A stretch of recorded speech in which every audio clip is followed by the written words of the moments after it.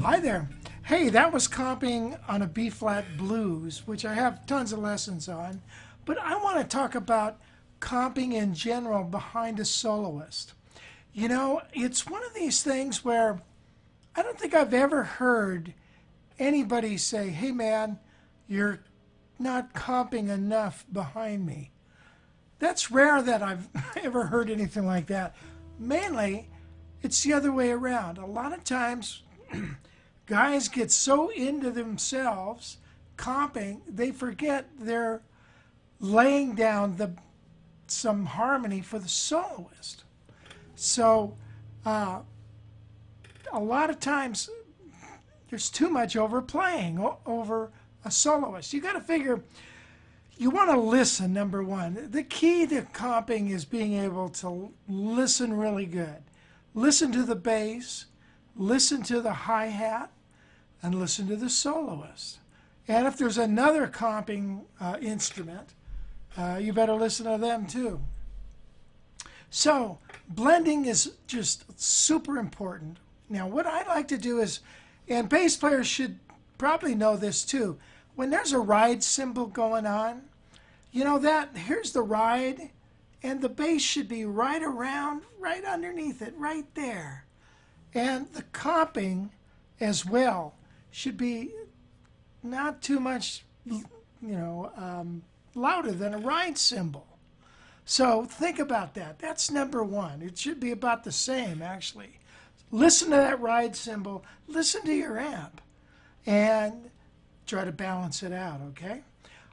It drives me nuts when I'm playing a solo and somebody behind me is going,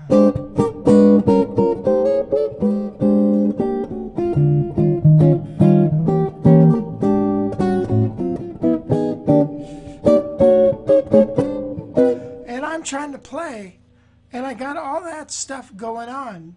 It's just half the time it doesn't groove rhythmically or melodically. But, so here's some quick little hints. If you hear a soloist playing a lot of notes, you want to play a lot less. You want to do more sustaining. You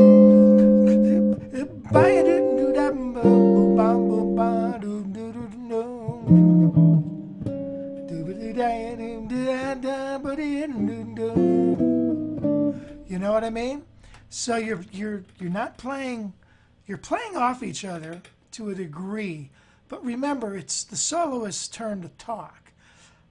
I also, what drives me nuts too sometimes is when somebody is starting to push on me some other harmony or some other out of meter feel, and then it's like they're pushing me as a soloist. Now I got to go for that, right?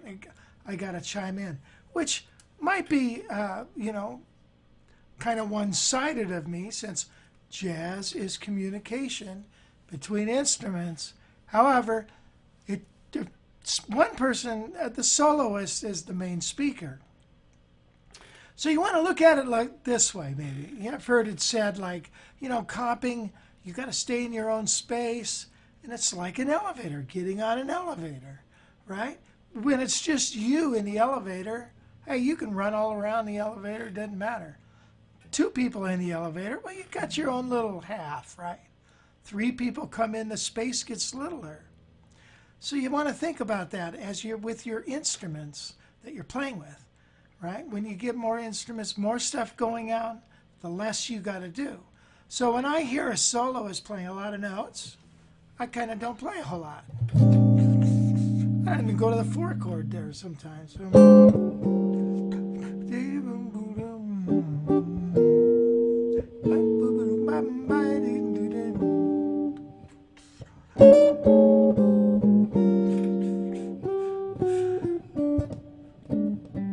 Now you can play some melodic things.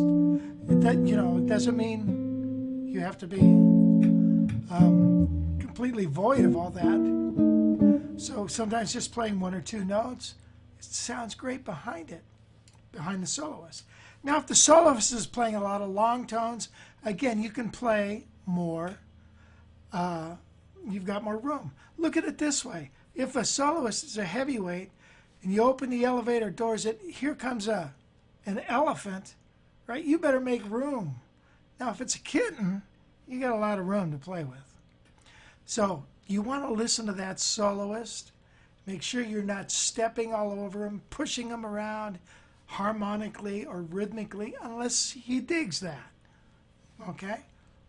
I'm personally not into that. So I like a little bit of it, but a little bit goes a long way. So think about that when you're comping. Now on slower tempos, in a medium tempo, say for a song like All of Me, a lot of times you might play 4, right, on the floor. But now when the soloist starts to play, the bass opens up and the drums kick in, some more sustaining type sounds might be better. But when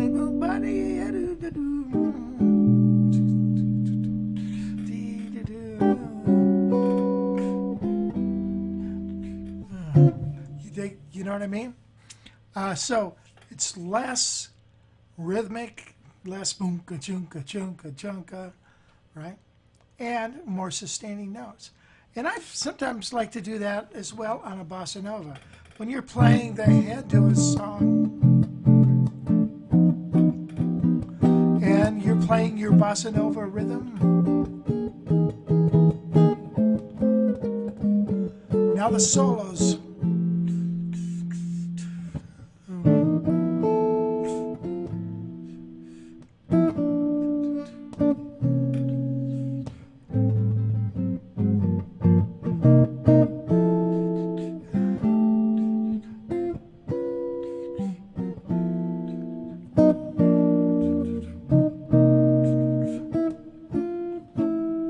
Get the idea? Something like that.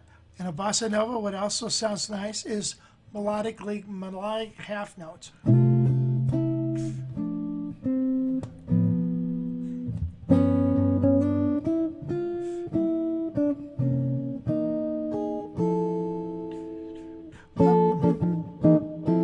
So that's like kind of like Girl from Ipanema there. So you get the idea? Is that what you're playing rhythmically in the melody and setting up the groove and all that. But once the solos come, sometimes it's nice to chill out and not to keep playing that rhythm groove again, right? The bass, we'll start playing longer tones maybe. Maybe we get a little busier. The drums, instead of a hi-hat, rim click, he might go to ride and maybe, some other little things. So there's going to be a lot going on. So always sticking with the rhythm might not be the thing. But not playing a bunch of notes is not good either. So you don't want to be going...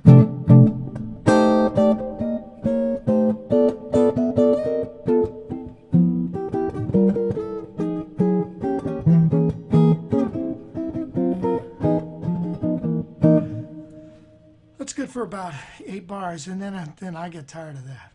So I must be getting grumpy in my old age. Anyway, I hope that helps you with your comping ideas. And like I said, I've got a lot of lessons on comping rhythms to specific songs, as well as new chord voicings and learning an accompaniment arrangement. And also a lot of B flat and F blues things. So anyways, if you need help in those areas, check it out. I will talk at you later. Bye. For now.